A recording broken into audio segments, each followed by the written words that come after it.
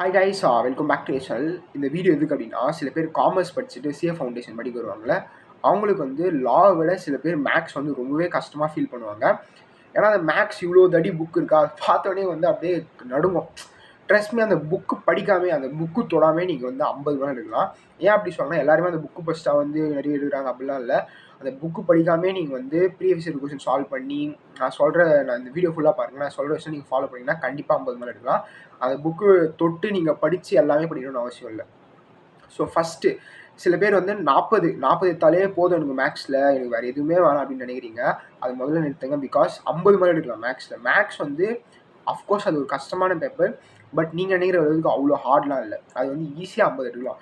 நான் ஏன் ஈஸி, நீங்கள் என்னதானா தெரியும் என் கஷ்டம் 50னா உனக்கு ஈஸி அப்படின்னு கேட்டிங்கன்னா, நானும் ஒரு காலத்தில் வந்து உங்கள் நிலைமையில் இருந்தேன். 50 எங்கே அவ்வளோ பெருசாக அப்படின்னு தோணும். பட் 50 ஈஸியான விஷயம் தான்.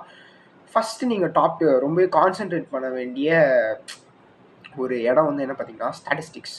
எல்லாரும் வந்து லாஜிக்கல் ரீசனிங் சொல்லுவாங்க. But trust me, statistics will be a game changer. Because ஸ்டாட்டிஸ்டிக்ஸில் 40 மார்க் வருது, மேக்ஸில் 40 மார்க் வருது. அஃப்கோர்ஸ் நீங்கள் வந்து மேக்ஸ் வந்து நீங்கள் காமர்ஸ் ஸ்டூடெண்ட்டாக மேக்ஸ் படிக்கிறீங்கன்னா அது வந்து தலைவலியாக இருக்கும். பிகாஸ் நான் வந்து ஒரு பயோமேக்ஸ் ஸ்டூடெண்ட்டு. நானே வந்து அந்த மேத்தமெட்டிக்ஸ் பார்க்கும்போது கொஞ்சம் அட்வான்ஸ்டாக இருந்துச்சு அந்த மேத்தமெட்டிக்ஸ். எக்ஸப்ட் லைக் சிலதெல்லாம் வந்து விட்டுருங்க. நிறைய அதில் 8 சாப்டர் இருக்குது மேத்தமெட்டிக்ஸ். அதில் பாதி வந்து கொஞ்சம் மூளை யூஸ் பண்ணணும், மூளை கசிக்கு தான் வந்து படிக்கணும். உங்களோட அப்ரோச் வந்து இந்த மாதிரி தான் இருக்கணும். First you have to watch marathon lectures of Arivu bro. நான் கீழே டிஸ்கிரிப்ஷனில் தரேன். ஸோ நீங்கள் ஒரு ஸ்பெசிஃபிக் டாபிக் படிக்கிறீங்க. இப்போ நான் ப்ராபபிலிட்டி படிக்கிறேன். ஃபஸ்ட்டு ப்ராபபிலிட்டிலாம் படிக்க அந்த தலைவலி அது. இப்போ நீங்கள் வந்து தியரிட்டிக்கல் டிஸ்ட்ரிபியூஷன் அப்படின்னு நீங்கள் ஒரு டாபிக் படிக்கிறீங்க அப்படின்னா, ஃபஸ்ட்டு அறிவு ப்ரோ அந்த மேரத்தான் இருக்கும்ல, மோர் தென் என்ன ஃபேனா அதுவே அழகாக சொல்லி கொடுப்பாரு. நீங்கள் ஃபஸ்ட்டு வந்து புதுசாக எல்லாமே கற்றுக்கணுன்னு அவசியம் இல்லை. ஃபஸ்ட்டு படிக்கும்போது கஷ்டமாக தான் இருக்கும். பட் நீங்கள் புரிஞ்சுக்கணும். நீங்கள் வந்து அடாப்ட் பண்ணிக்கிட்டால் மட்டும்தான் நம்மளால் பாஸ் பண்ண முடியும். கற்றுக்கணும். பட் நீங்கள் எல்லாருக்கும் நான் என்ன சொல்கிறேன் எல்லாருக்கும்னா, எனக்கு நான் எப்படி ஃபீல் பண்ண அதான் சொல்கிறேன். பிகாஸ் எல்லாமே கஷ்டம்னு ஃபீல் பண்ணுவேன். பட் ஒரு தடவை நீங்கள் வந்து ஒரு 3 தடவை நீங்கள் ஒரு புஷ் பண்ணி நீங்கள் கற்றுனீங்கன்னா ரொம்ப ஈஸி. நீங்கள் கற்றுக்கலாம். ஈஸி இல்லை, நீங்கள் கண்டிப்பாக கற்றுக்கலாம். ஃபஸ்ட் அந்த லெக்சர்ஸ் பார்த்து நோட்ஸ் எடுங்க. தென் எல்லாம் முடிச்சோடனே நெக்ஸ்ட் நீங்கள் பண்ண வேண்டிய ஒரே விஷயம் என்னன்னா, அந்த கொஷின் ஸ்கேன் நான் டிஸ்கிரிப்ஷன் தரேன், லிங்க் தரேன். அதை நீங்கள் சால்வ் பண்ணணும். பிகாஸ் ஒன்ஸ் நீங்கள் வந்து அதை மட்டுமே படிச்சிட்டிங்கன்னா ஒன்றுமே மார்க் எடுக்க முடியாது. அண்ட் ஸ்டாட்டிஸ்டிக்ஸ் வந்து not a big deal. Because அதில் தியரி கொஷின்ஸ் வந்து 20 கொஷின்ஸ் மேலே கேட்பான். நீங்கள் தியரி கொஷின்ஸ் ஈஸியாக சால்வ் பண்ணலாம். அதே மாதிரி எவ்வளோ தியரி கொஷின்ஸாக நீங்கள் 5 செகண்ட் 10 செகண்டில் சால்வ் பண்ணுற அதே ஸ்பீடில் வந்து நீங்கள் லைக் அந்த நியூமரிக்கல்ஸ் ப்ராப்ளம்ஸும் வந்து ஸ்டாட்டிஸ்டிக்ஸில் வந்து கேட்கலாம், சால்வ் பண்ணலாம். மேத்தமெட்டிக்ஸில் நீங்கள் ஒரு ப்ராப்ளமை சால்வ் பண்ண போகிறீங்க அப்படின்னா, அதை விட ஈஸியாக ஸ்டாட்டிஸ்டிக்ஸில் ஒரு ப்ராப்ளமை ரொம்பவே ஈஸியாக சால்வ் பண்ணலாம். பிகாஸ் ஸ்டாட்டிஸ்டிக்ஸில் அது வந்து ஸ்டாட்டிஸ்டிக்ஸில் ஒரு மெயின் ப்ராப்ளம் எனக்கு வந்து அப்படி இருக்குது. அந்த சிக்மா இருக்கும், அந்த சிம்பிள் பார்த்தாலே வந்து கை நடுங்கும், கை காலம் நடுங்கும். ஆனால் அந்த சிம்பிள்லாம் வந்து ஈஸியான சிம்பிள். பிகாஸ் அந்த ஸ்டாட்டிஸ்டிக்ஸ் அந்த மாதிரி செட் பண்ணியிருக்கான் போல். எதுக்கு அப்படிலாம் வச்சுருக்காங்கன்னு தெரில. பிகாஸ் சிக்மா இருக்கும், சிக்மா நான் ஏற்கனவே படிச்சிருக்கேன். இருந்தாலும் இங்கே பார்க்கும்போது புதுசாக பார்க்கும்போது ஒரு ஃபார்முலா இருக்கும், அந்த நார்மல் டிஸ்ட்ரிபியூஷன் அந்த ஃபார்முலாலாம் இருக்கும்ல, அதெல்லாம் பார்க்கும்போது என்னடா ஃபார்முலா அது அப்படின்னு இருக்கும். பட் அதில் கேட்கக்கூடிய சம்ஸ்லாம் வந்து ரொம்ப ஈஸியான சம்ஸு. ஸோ ஸ்டாட்டிஸ்டிக்ஸ் நான் என்ன சொல்கிறேன் அப்படின்னா, இந்த வீடியோ கீழே வந்து ஒரு டிஸ்கிரிப்ஷனில் ஒரு ஸ்கேனர் மாதிரி இருக்கும். ஸ்கேனர் மீன்ஸ் சில பேர் ஸ்கேனர்லாம் என்னென்னு கூட தெரியாமல் இருக்கலாம். நானும் அந்த மாதிரி இருந்தேன், ஸ்கேனர்லாம் என்னன்னு தெரியாமல். ஸ்கேனர் அப்படின்னா கடந்த ஒரு 20 வருஷம், ஒரு 30 வருஷம், 20 வருஷம் தான் இருக்கும்னு நினைக்கிறேன். 20 வருஷத்தில் நடந்த ப்ரீவியஸ் இயர் கொஷின் பேப்பர்லாம் அதில் வந்து ப்ரீவியஸ் இயர் கொஷின்ஸ் இருக்கும். அதை நீங்கள் சால்வ் பண்ணாலே நீங்கள் வந்து அந்த மாதிரி கொஷின்ஸ் தான் கேட்க போகிறாங்க. புதுசாக ஒன்றும் ஏஐ வச்சு அப்படியே வந்து அவங்க மூளை காசிக்கலாம் வந்து புதுசாக அதில் 2-3 கொஷின் அப்படி இருந்தாலும் ஓல்டு கொஷின் பேப்பரில் 10 கொஷின் 100 கொஷின்லாம் 10 கொஷின் தான் புதுசாக கேட்பானே தவிர மீதி 90 கொஷின் ஏற்கனவே கேட்ட கொஷின் தான் கேட்க போகிறோம். ஸோ நீங்கள் வந்து இந்த ஸ்கேனரில் இருக்க கொஷின்ஸை நீங்கள் வந்து இந்த ஸ்கேனர்னால் அந்த கொடுக்குற கீழே டிஸ்கிரிப்ஷன் இருக்கும், அதை நீங்கள் சால்வ் பண்ணாலே ஈஸியாக நீங்கள் வந்து 50 மார்க் எடுக்கலாம். பிகாஸ் நான் வந்து எக்ஸாம் தான் அப்படி தான் படித்தேன். எனக்கு நான் எவ்வளோ மார்க்குன்னு எனக்கு கரெக்டாக தெரில. பிகாஸ் ஒன்றும் ரிசல்ட் வரல. பட் கண்டிப்பாக 50 மேலே தான் இருக்கும் என்னோட மார்க்ஸ். ஸோ நீங்கள் வந்து என்னை ட்ரெஸ்ட் பண்ணலாம். ஏன்னா நான் அப்படி தான் படித்தேன். நீங்களும் அப்படி படிச்சிங்கன்னா கண்டிப்பாக வந்து எந்த அட்டெம்ப்டும் இந்த வீடியோ நீங்கள் எந்த அட்டெம்ப்ட் பார்க்க போகிறீங்கன்னு தெரியல, எல்லா அட்டெம்ப்ட்டுக்கும் இது வந்து பொருந்தும். இது வந்து காலத்துக்கும் நிலைத்து நிற்கக்கூடிய ஒரு அட்வைஸ். பிகாஸ் அந்த ஸ்கேனர் நீங்கள் எல்லாமே சால்வ் பண்ணிங்கனாலே போதும். அண்ட் நெக்ஸ்ட்டு வந்து சில டாபிக்ஸ்லாம் நீங்கள் எக்ஸ்ட்ராவாக வந்து நிறைய எஃபர்ட்ஸ் பண்ணணும். Like mathematics of finance. மேக்ஸில் நீங்கள் எதுவுமே படிக்கலாலும் சரி, இந்த மேத்தமெட்டிக்ஸ் ஆஃப் ஃபைனான்ஸ் அப்படின்றது கண்டிப்பாக படிக்கணும். இந்த மேத்தமெட்டிக்ஸ் ஆஃப் ஃபைனான்ஸ் நான் ஃபஸ்ட்டு நான் இந்த மேக்ஸ்லேயே வந்து இது எனக்கு ரொம்பவே கஷ்டமான டாப்பிக்காக இருக்கும்னு நினச்சி படிச்சது மேத்தமெட்டிக்ஸ் ஆஃப் ஃபைனான்ஸ். பட் அது ரொம்பவே ஈஸி. அது ரொம்ப ஈஸி சொல்லிட்டேன். ரொம்ப ஈஸிலாம் இல்லை, easy. Because compound interest, annuity, இதெல்லாம் அந்த புக்கில் எல்லாம் அந்த புக்கு தாங்க. இந்த புக்கு பார்த்தாலே வந்து நம்ம தலை சுற்றிடும். புக்கு பார்த்தாலே வந்து சரி அவங்க ரொம்ப கஷ்டப்படும்னு தோணும். But just formula. மேக்ஸ் பொறுத்த வரைக்கும் மேத்தமெட்டிக்ஸ் ஆஃப் ஃபைனான்ஸில் ஃபார்முலா தெரிஞ்சாலே வந்து 90% ஆஃப் கொஸ்டின் சால்வ் பண்ணிடலாம். அந்த மீதி இருக்க 10% வந்து சில கொஸ்டின்லாம் ட்ரிக்கியாக இருக்கும், அதையும் சால்வ் பண்ணலாம். பட் மூளை வந்து ரொம்ப யூஸ் பண்ணணும்.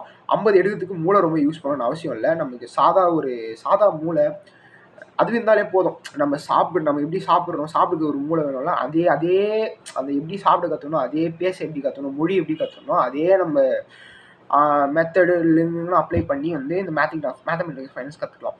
இதுக்கு நான் வந்து எது சஜஸ்ட் பண்ணுவேன் அப்படின்னா, நம்ம அறிவு ப்ரோ மேரத்தான் இருக்கும்னு நினைக்கிறேன். அறிவு ப்ரோ சேனல் தெரியும்னு நினைக்கிறேன். யூடியூப்பில் அவங்க வந்து ஃப்ரீ மேரத்தான்ஸ் இருக்கும். எல்லா அட்டம்ப்ட்டுக்கும் வந்து மேக்ஸ் மேரத்தான்ஸ் ரிலீஸ் பண்ணுவாங்க. அது மாதிரி நீங்கள் அதே மேரத்தானில் அந்த ஸ்பெசிஃபிக் டைம் ஸ்டாம்ப்ஸில் வந்து சேதன் சார் இருப்பார், செம்ம ஆள். ஒரு மேத்தமெட்டிக்ஸ் ஆஃப் ஃபைனான்ஸை எல்லாமே வந்து அழகாக வந்து ஃபார்முலாஸாக இந்த டைப் வந்தால் இதை சால்வ் பண்ணிடலாம் அப்படின்னு ஃபஸ்ட்டு பார்க்குறது கஷ்டமாக இருக்கும். ஆனஸ்ட்டாக சொல்கிறேன், நான் மேரத்தான் வீடியோ அப்படின்றது வந்து ஃபஸ்ட்லேருந்து ஸ்க்ராட்ச்லேருந்து ஆரம்பிப்பாங்க, ஆரம்பிக்க மாட்டாங்க. அது ஏற்கனவே தெரிஞ்ச பசங்களுக்கு அது நடத்துவாங்க, அதை எடுத்து அப்படி போடுவாங்க. But it's will be very very useful if you are studying newly. இப்போ மேக்ஸ் பொறுத்த வரைக்கும் ஒன்று தெரிஞ்சுங்க, நீங்கள் எது படித்தாலும் வந்து ஃபஸ்ட்டு படிக்கும் போது ரொம்ப கஷ்டமாக இருக்கும். ஆனால் அதை விட 2x மடங்கு வந்து கஷ்டமாக இருக்குது வந்து மேக்ஸு. நீங்கள் எதனால் புதுசாக படிக்கிறீங்கன்னா கண்டிப்பாக கஷ்டமாக இருக்கும். எல்லாமே கஷ்டமாக இருந்தனால அது ரொம்பவே நம்ம கற்றுக்க முடியாதுன்னு அர்த்தம் கிடையாது. நீங்கள் ஒரு தடவை கஷ்டப்பட்டீங்க அப்படின்னா அதான் ரிவார்டு. நம்ம ஒன்று தெரிஞ்சுக்கணும், நமக்கு ஒரு கஷ்டமாக இருந்துச்சுன்னா ஓகே இது நம்மளுக்கு தெரிஞ்சுக்கணும், நம்மளுக்கு கற்றுக்க முடியும் அப்படின்னு தெரிஞ்சுக்கணும். ஈஸியாக இருந்துச்சுன்னா அது நம்ம எல்லாருக்கும் ஈஸியாக இருக்கும். பட் கஷ்டமாக இருந்தால் நம்ம இன்னொரு 3 தடவை எஃபர்ட் போட்டால் படிச்சிடலாம் அப்படின்னு இருக்கும். ஃபஸ்ட்டு அந்த மேக்ஸ் மேரத்தானில் அறிவு ப்ரோ மேரத்தான், அதையும் உங்களுக்கு தெரில அப்படின்னா கீழே டிஸ்கிரிப்ஷனில் அதையும் லிங்க் தரேன் நான். அதை கிளிக் பண்ணிட்டு நீங்கள் என்ன பண்ணுங்கள், ஃபஸ்ட்டு அப்படியே பார்க்கக்கூடாது. நீங்கள் ஓகே இந்த ஃபேமிலி அப்படி நீங்கள் வந்து ஏதோ தியரி பார்க்கும்போதெல்லாம் பார்த்துக்கூடாது. ஒரு புக்கில் நோட், அந்த புக்குன்னே அந்த குவான்டிட்டி ஆபிலிட்டி புக்கு இருக்குல்ல, அது ஓரமாக எடுத்து வச்சுருங்க. மீதி எல்லா புக்கும் படிக்கலாம். மேக்ஸ் பொறுத்த வரைக்கும் அதில் படிக்க தேவையில்லை. அந்த ஒரு நோட் மாதிரி எடுத்துங்க, பென் எடுத்துகிட்டு நோட்ஸ் எடுங்க. ஏன்னா அந்த ஃபார்முலாலாம் வந்து நீங்கள் அப்படியே தான் அப்ளை பண்ண போகிறீங்க.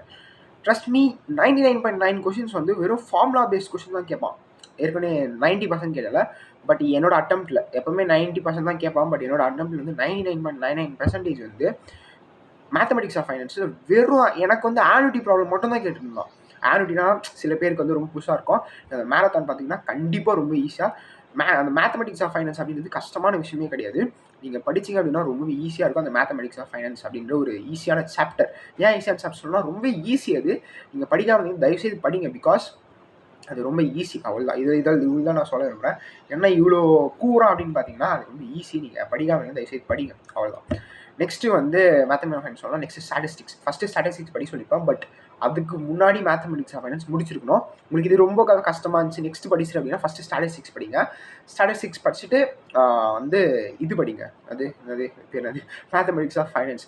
ஸோ ஸ்டாட்டிஸ்டிக்ஸில் என்ன படிக்கணும் அப்படின்னா, ஃபஸ்ட்டு நீங்கள் ஆரம்பிக்க வேண்டிய முதல் குத்து அப்படின்னு பார்த்தீங்கன்னா ஸ்டாட்டிஸ்டிக்கல் டிஸ்கிரிப்ஷன் ஆஃப் டேட்டா. அதில் வெறும் ஹார்ட் கோர் தியரி, அதில் சாம்பிளிங் தியரியும் சரி. அதில் ஸ்டாட்டிஸ்டிக்கல் டேட்டாவில் 2 யூனிட்ஸ் இருக்கும். ஃபஸ்ட்டு அதில் அது யூனிட் 1ம் டிஸ்கிரிப்ஷன் ஆஃப் டேட்டா அது நினைக்கிறேன், அது தியரி இருக்கும். அதே மாதிரி சாம்பிளிங் தியரியும் தியரி தான் இருக்கும். 2-3 சம்ஸ் இருக்கும். அதெல்லாம் வந்து நீங்கள் பார்க்கணும். இது வந்து நீங்கள் இது எப்படி மேக்ஸ் பொறுத்த வரைக்கும் பிகாஸ் கொஷின்ஸ் எப்படி அந்த டைப் வரும்னு வந்து அந்த ஸ்கேனரில் ப்ரீவியஸ் இயர் கொஷின்ஸில் இருக்கும். நீங்கள் அதெல்லாம் சால்வ் பண்ணால் மட்டும்தான் நீங்கள் இதை திரும்பி நீங்கள் நோட்ஸ் எடுத்தது வந்து நீங்கள் ரிவைஸே பண்ண தேவை. ஏன்னா ஃபார்முலா உங்கள் மண்டையிலே நிற்கும். நீங்கள் இதை மட்டுமே நீங்கள் வந்து இதை படிச்சுட்டு கொஷின் சால்வ் பண்ணிங்கன்னா கண்டிப்பாக நீங்கள் வந்து அந்த சாப்டர் வந்து நீங்கள் மாஸ்டர் பண்ணிடலாம். அதுக்கு மேலே நீங்கள் வந்து எதுவுமே மோர் தென் எனஃப் இந்த கொஷின் சால்வ் பண்ணாலே இதுக்கு மேலே ஒன்றுமே கேட்க மாட்டான். அதே மாதிரி நீங்கள் தியரி டிஸ்ட்ரிபியூஷனில் தியரி நீங்கள் படிக்கணும் அப்படின்னா அந்த சேனலில் இருக்கும். அது அறிவு மேரத்தான்லேயே அவர் சொல்லுவார். அதில் ஒரு மெட்டீரியல் யூஸ் பண்ணுவார்ல, அதில் இருக்க தியரி படித்தாலே போதும், வேறு எதுவுமே வேணாம். ஸோ மேக்ஸ்க்கு நான் இதான் ஃபாலோ பண்ணேன். ஈஸியாக எல்லாருமே வந்து மேக்ஸில் 50+ எடுக்கலாம், 40 எடுத்தாவே போதும் அப்படின்ற மனநிலையை வந்து எல்லோரும் வெளியே வந்துட்டு 50 மேலே எய்ம் பண்ண பாருங்கள். அதே மாதிரி next mathematics of finance, statistics, அதே மாதிரி இன்னும் மேக்ஸில் நீங்கள் எதனா ஈஸியாக உங்களுக்கு தெரியுது அப்படின்னா அதை நீங்கள் படிக்கலாம். ஸ்டாட்டிஸ்டிக்ஸில் தேர்ட்டிக்கல் டிஸ்ட்ரிபியூஷன் மட்டும் இல்லை, இன்னும் நீங்கள் சில இதெல்லாம் படிக்கணும். இல்லை என்ன பொறுத்த வரைக்கும் ஸ்டாட்டிஸ்டிக்ஸில் எங்கள் எல்லாருமே கம்ப்ளீட் பண்ணணும். அதே மாதிரி மேக்ஸில் உங்களுக்கு எதெல்லாம் ஈஸியாக இருக்கோ அந்த டாபிக்ஸ்லாம் கம்ப்ளீட் பண்ணணும். ஆனால் மேத்தமெட்டிக்ஸ் ஆஃப் ஃபைனான்ஸ் சாப்டர் 4 அப்படின்றது மேண்டட்ரி. லாஜிக்கல் ரீசனிங் சொல்ல வேணால் அது ஃபுல்லாக கம்ப்ளீட் பண்ணணும். ஸோ இதுதான் வந்து மேக்ஸ்க்கு நான் ஃபாலோ பண்ண ஸ்ட்ராட்டஜி. ஈஸியாக 50+ எடுக்கலாம். தென் இன்னொரு வீடியோவில் சந்திக்கலாம். பாய்.